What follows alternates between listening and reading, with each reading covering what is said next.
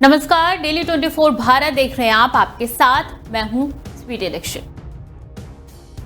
इंदौर के cat road पर गम का माहौल उस समय और गहरा गया जब शिलांग से राजा रघुवंशी का शव उनके भाई विपिन रघुवंशी इंदौर लेकर आए। घर में कदम रखते ही बेटे के पार्थिव शरीर को देखकर माता पिता और परिवारजन बेसुध हो गए। मां चिल्ला चिल्लाकर रोने लगी। चारों ओर मातम छा गया और पूरे मोहल्ले में गहरे दुख की लहर दौड़ गई।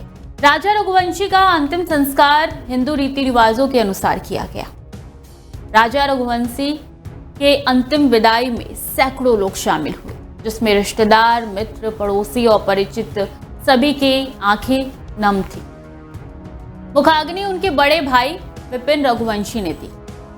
बता दें कि 11 मई को राजा रघुवंशी की शादी सोनम रघुवंशी से धूमधाम से हुई।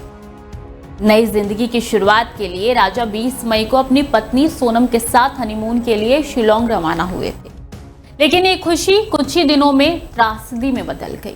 कैसे, बताते। उनके लापता होने के बाद ही शिलांग पुलिस ने एक अज्ञात शव को बरामद किया। जब दोनों हनीमून के लिए गए थे तब कुछ दिनों तक पता नहीं चला था दोनों है कहाँ। काफी परिवारजनों ने प्रयास किया, उनको ढूंढने की कोशिश की, लेकिन कोई भी सुराग नहीं मिला। पुलिस के पास गए, उनसे कांटेक्ट किया गया। काफी ढूंढा, तब जाके राजा रघुवंशी की लाश मिली।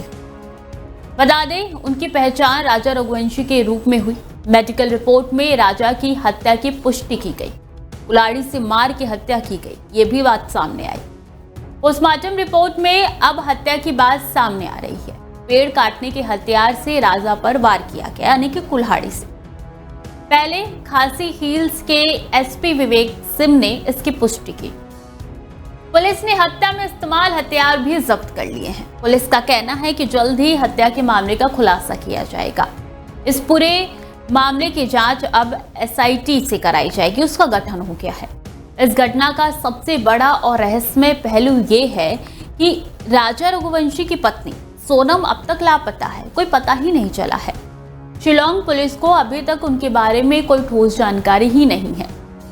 क्या सोनम सुरक्षित है या वो अभी किसी अपराध का शिकार हुई है, ये सवाल भी सबके मन में आ रहा है। लगातार ये सवाल भी उठ रहे हैं। राजा के पिता और परिवारजनों ने प्रशासन और सरकार से मांग की है कि इस मामले की गहन से जांच की जाए और जल्द से जल्द सोनम का पता लगाया जाए। उन्होंने कहा, हम न केवल अपने बेटे को खो चुके हैं बल्कि उसकी पत्नी का भी कोई अता पता नहीं है। हमें न्याय चाहिए। राजा रघुवंशी के निधन की खबर से न केवल उनका परिवार बल्कि पूरा मोहल्ला स्तब्ध है। सब कोई शॉक में है। लोग ये विश्वास ही नहीं कर पा रहे हैं कि जिस युवक ने कुछ दिन पहले घोड़ी चढ़कर नई शुरुआत की थी, वो आज कंधों पर ले जाया गया। आखिर हुआ क्या शिलांग में, ये लगातार पहेली बनती हुई नजर आ रही है।